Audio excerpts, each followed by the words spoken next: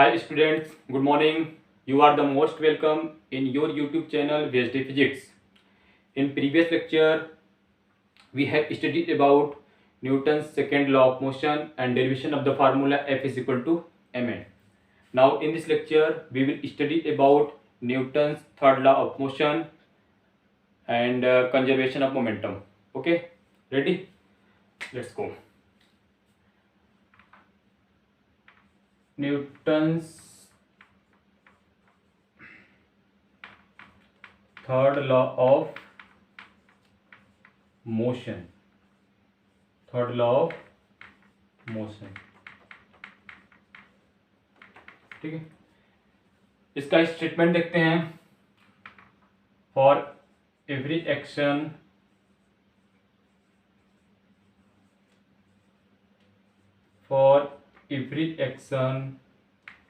There is an equal and opposite reaction, ठीक है। Newton's third law of motion का statement है, for every action there is an equal and opposite reaction. Okay, that means मान लेते हैं two object A and B है, ठीक है। ए ने बी पे फोर्स लगाया F A B and B ने फोर्स पे लगाया ए पे फोर्स लगाया कितना एफ बी ए, ठीक है। तो दोनों फोर्सेस क्या होंगे, मैग्नीट्यूड में इक्वल होंगे बट डायरेक्शन में क्या होंगे, अपोजिट, ठीक है। The force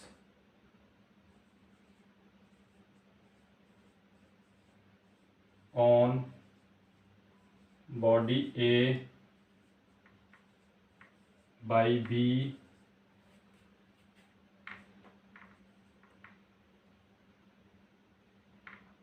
is equal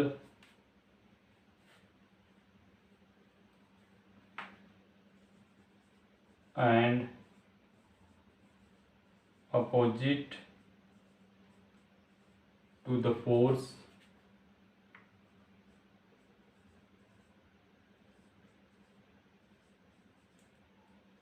on body B by A, ठीक है।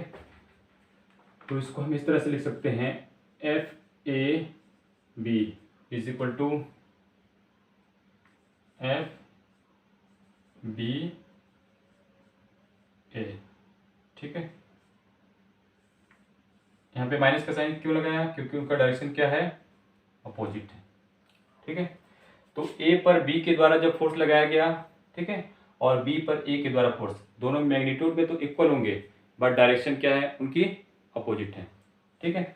और Newton's third law of motion के लिए कंडीशन देखते हैं, ठीक है। फर्स्ट कंडीशन क्या है, forces always occurs in pair, forces always occurs in pair,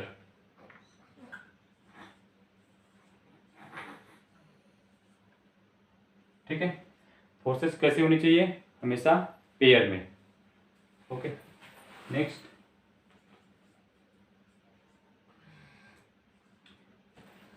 to different bodies,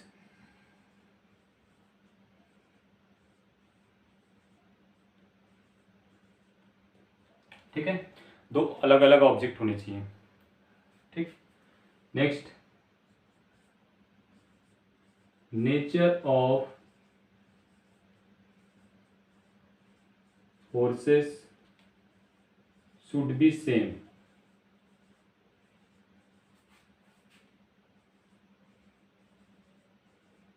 ठीक है। Nature of forces should be same का मतलब है फोर्सेस की प्रकृति सेम होनी चाहिए। मतलब कि एक फोर्स ग्रेविटेशनल फोर्स है तो दूसरा फोर्स भी क्या होना चाहिए, ग्रेविटेशनल ही होना चाहिए। न कि एक फोर्स ग्रेविटेशनल है तो दूसरा क्या हो गया, कॉन्टैक्ट फोर्स हो गया, ठीक है, टेंशन हो गया, नॉर्मल हो गया, स्प्रिंग फोर्स हो गया, ठीक है, ऐसा नहीं। अगर ग्रेविटेशनल है तो ग्रेविटेशनल, अगर कॉन्टेक्ट है तो कॉन्टेक्ट फोर्स। तो जो नेचर ऑफ फोर्सेस क्या होनी चाहिए, शुड बी सेम। ठीक, okay. Next, magnitude should be same, magnitude should be same. Last one, direction should be opposite, direction should be opposite. ठीक है, तो कोई ऑब्जेक्ट, ठीक है, जब इन सभी कंडीशन को फॉलो करेगा तभी वो Newton third law of motion को फॉलो करेगा। ओके, एग्जांपल कुछ देख लेते हैं। When a gun is fired, when a gun is fired, ठीक है, जब एक गन, ठीक है, जब गन को फायर किया जाता है तो उससे बुलेट निकलती है, तो बुलेट जब आगे निकलती है तो क्या होता है, पिस्टल क्या होता है, पीछे की तरफ जाता है। ठीक है, तो वो कैसा एग्जांपल है, Newton third law of motion का। और देखते हैं, व्हेन फर्स्ट था, when sailor jump out of a rowing boat, ठीक है, जैसे कोई तैरता हुआ नाव है, ठीक है, अगर कोई नाविक उस पर तैरते हुए नाव पे से कूदता है तो क्या होता है, वो आगे तरफ कूदता है, लेकिन वो नाव पे भी एक फोर्स लगाता है पीछे की तरफ, जिससे नाव किधर जाती है, पीछे की तरफ। ठीक है, तो ये भी कैसा एग्जांपल है, Newton third law of motion का। तो Newton third law of motion काफी अच्छे से समझ में आया होगा। ठीक है, स्क्रीन को पॉज कीजिए, इसको नोट कीजिए, फिर आगे चलते हैं नेक्स्ट टॉपिक पे।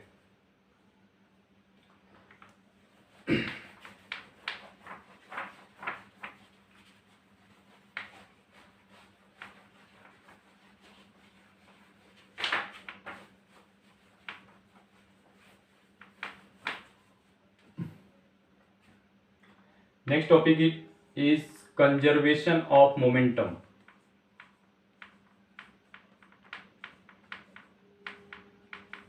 Conservation of momentum,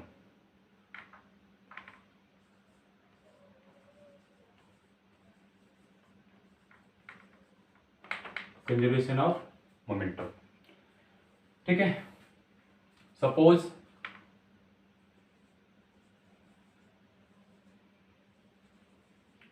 to ball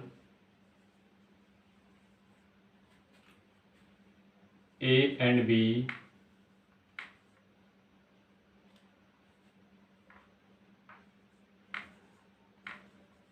moving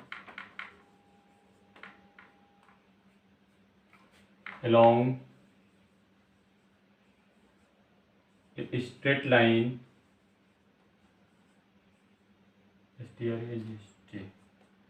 straight line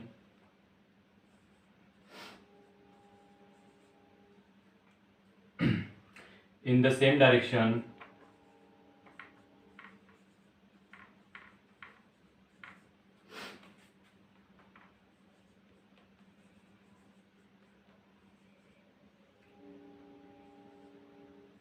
with speed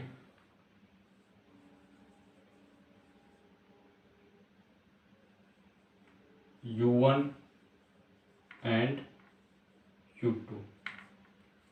ठीक है, mass of A is object A is m1 and object B is m2। okay, no, there is no external unbalanced force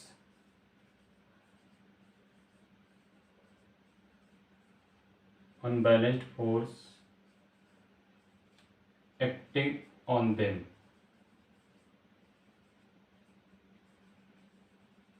ठीक है, उस पर कोई बाहरी force work नहीं कर रहा है.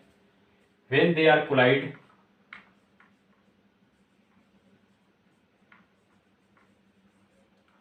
when they are collide,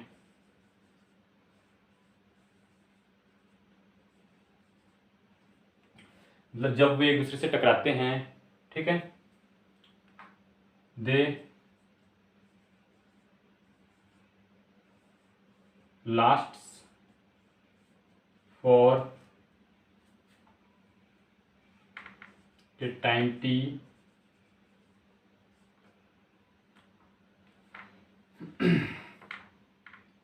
stop. The ball A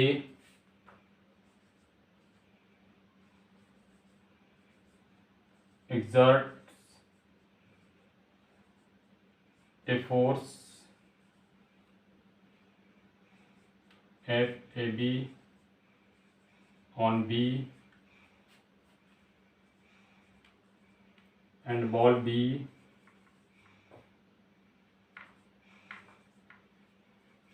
exerts a force FBA on A. After collision,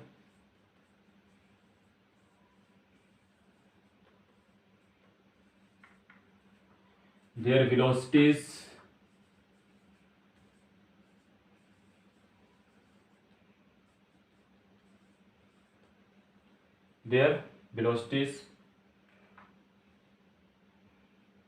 v1 and v2 their velocities are v1 and v2. Okay, तो इस स्टेटमेंट को नोट कीजिए. देखिए, मान लेते हैं कि हमारे पास दो बॉल हैं, ठीक है, वो स्ट्रेट लाइन में सेम डायरेक्शन में मूव कर रहे हैं. बॉल ए की स्पीड u1 है, बॉल बी की स्पीड u2 है, और उनके मास बॉल ए का क्या m1, बॉल बी का m2, और इस पर कोई बाहरी फोर्स एक्ट नहीं कर रहा है. जब वे टकराते हैं, मान लेते हैं वो दोनों दूसरे से टकराते हैं, तो जब वे टकराते हैं तो कुछ समय टी के लिए वहाँ पे दोनों एक दूसरे के साथ रहते हैं.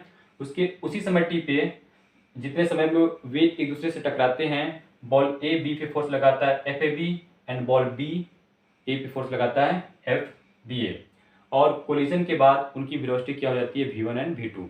ठीक है, स्क्रीन को पॉज करने के बाद नोट कीजिए, फिर इसका डेरिवेशन देखते हैं.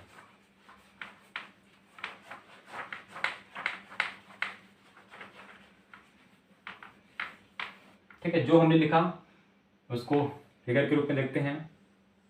ये बॉल ए है, ये बॉल बी है. स्पीड क्या है u1, स्पीड u2. मान लेते हैं वो एक दूसरे से कोलाइड होते हैं, ठीक है, टकराते हैं कुछ समय टी के लिए.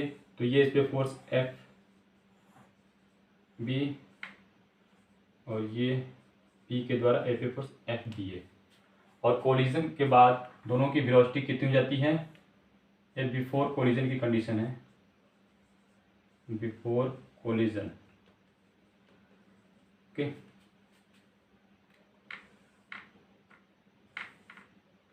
ए बी, इनकी वेलोसिटी v1, इसकी वेलोसिटी कितनी v2, ये आफ्टर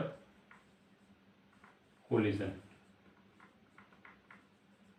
ठीक है, तो rate of change of momentum देखते हैं बॉल ए का. Rate of change of momentum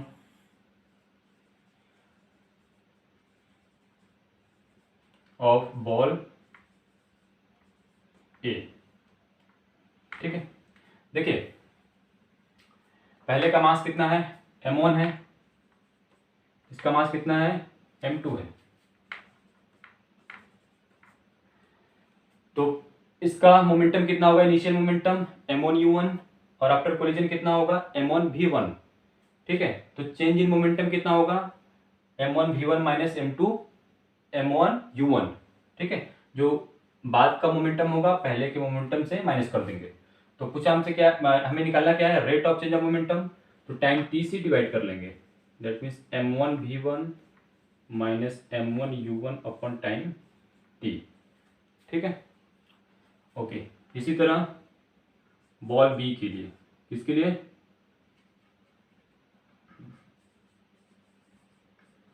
ball B के लिए rate of change of momentum, rate of change of momentum कितना हो जाएगा, m2v2 minus m1v1 m2v2 minus m2 और u2। ठीक है, जो बाद का मोमेंटम होगा बॉल बी के लिए m2v2 और पहले एक मोमेंटम से माइनस कर देंगे और टाइम t से डिवाइड कर लेंगे। ठीक है, तो क्या हो जाएगा, rate of change of momentum of ball B.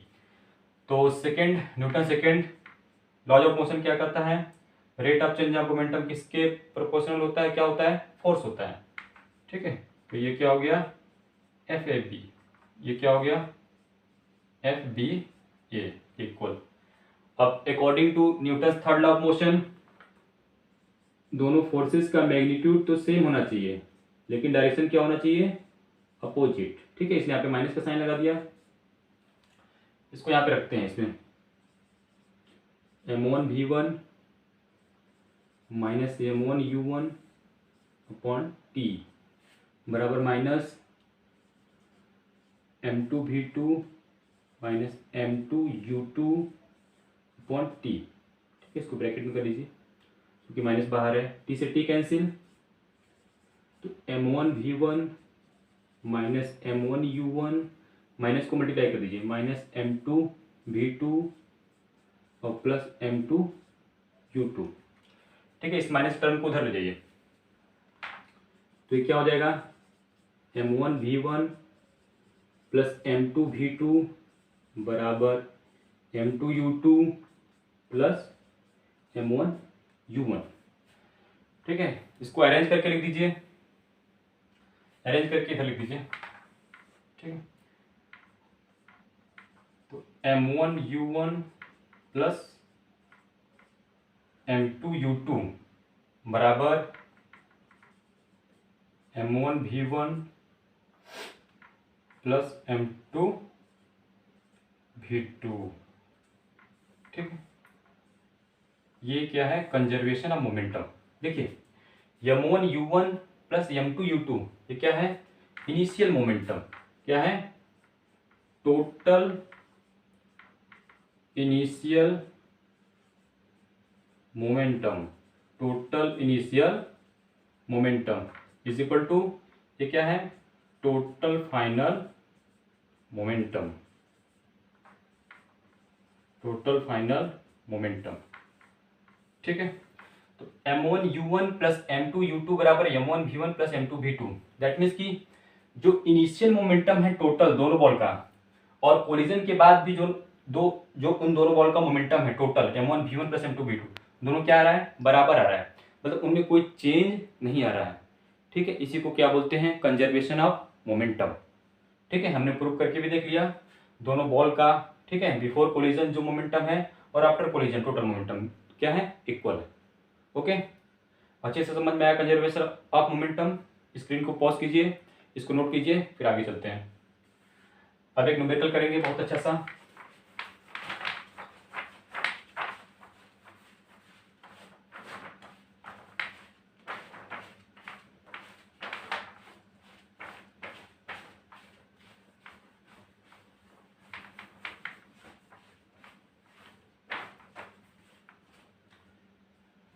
Question note कीजिए, when A bullet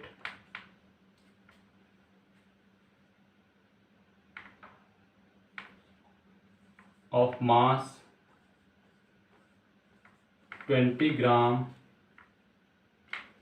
is horizontally fired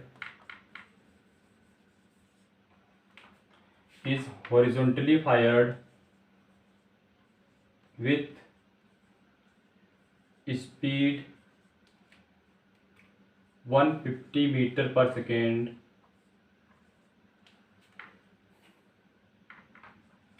with a pistol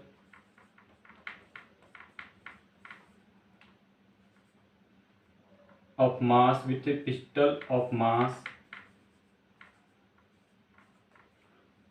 2 kg. What is the recoil velocity of the pistol? ठीक है, ये बहुत ही अच्छा क्वेश्चन है कंजर्वेशन ऑफ मोमेंटम का। ठीक है, देखते हैं। जब एक गन से बुलेट को फायर किया जाता है, उस बुलेट का मास कितना है, 20 ग्राम है, और स्पीड कितनी है, 150 मीटर पर सेकेंड है, और पिस्टल का मास कितना है, 2 ग्राम है, 2 kg है। ठीक है, तो जो जिस वेलोसिटी से गन पीछे की तरफ आता है, ठीक है, उसको हमें फाइंड करना है। ओके, तो मान लेते हैं required velocity of the pistol कितना है, v। Let be the required velocity of the pistol is v। ठीक है, अब हम कंजर्वेशन मोमेंटम का यूज करते हैं। m1u1 प्लस m2u2 बराबर m1v1 प्लस m2v2। ध्यान से देखिएगा, यहाँ पे 2 मास है। एक बुलेट का मास कितना है, 20 ग्राम है। कितना है बच्चों, 20 ग्राम है। ठीक है, 20 ग्राम है इनटू, ठीक है, जब बुलेट को पिस्टल से फायर नहीं किया जाता है तब वो क्या था, रेस्ट पे था, तो उसकी इनिशियल स्पीड कितनी होगी, 0। m2, इसको भी किलोग्राम में तो ग्राम में चेंज कर लेते हैं, 2000 ग्राम। ठीक है, इनटू, इसको ग्राम में लिख देते हैं, u2 कितनी होगी, स्पीड 0, मास कितना 20, स्पीड कितना 150, इसका मास कितना 2000 ग्राम। ठीक है, और वेलोसिटी कितनी हमने माना है v, वो हमें फाइंड करना। ठीक है बच्चों, ये 0 प्लस 0, तो ये कितना हो गया, 15 2 जा 30, उसके बाद 2 0 और। ठीक है ना, ठीक है, राइट, प्लस 2000 v। इसको अरेंज करके लिखेंगे तो 2000 v is equal to minus 3000। ठीक है, तो v इज इक्वल टू कितना, माइनस 3000 अपॉन कितना, 2000। ठीक है, ये 30 से 30 कैंसिल, कितना आ गया, -3/2। इसको डिवाइड कर लेंगे, कितना आ जाएगा, -1.5 मीटर पर सेकेंड। ठीक है, ये क्या होगी, required velocity of the pistol. ठीक है, मैंने इसको क्या किया, मास जो था पिस्टल का 2 kg, उसको ग्राम में चेंज कर लिया। आप चाहेंगे तो इसको यहाँ पे 2 kg रखिए, लेकिन आपको जो बुलेट का मास है 20 ग्राम, इसको किलोग्राम में चेंज करना पड़ेगा। ठीक है, यहाँ पे रखिएगा, तब भी आंसर कितना आएगा, -1.5 मीटर पर सेकेंड। ठीक है, इसमें कोई प्रॉब्लम नहीं होनी चाहिए। ठीक है, माइनस साइन क्या इंडिकेट करता है कि जिस डायरेक्शन में बुलेट जाता है उसकी अपोजिट डायरेक्शन में क्या जाता है, गन। ठीक है, ओके, अच्छे से समझ में आया कंजर्वेशन ऑफ मोमेंटम का यूज कैसे करते हैं न्यूमेरिकल में। ठीक है बच्चों, तो स्क्रीन को पॉज कीजिए, इसको नोट कीजिए। आज का लेक्चर हम समाप्त करते हैं। अच्छे से पढ़ाई करते रहिए, मिलते हैं नेक्स्ट लेक्चर में, तब तक के लिए बाय बाय।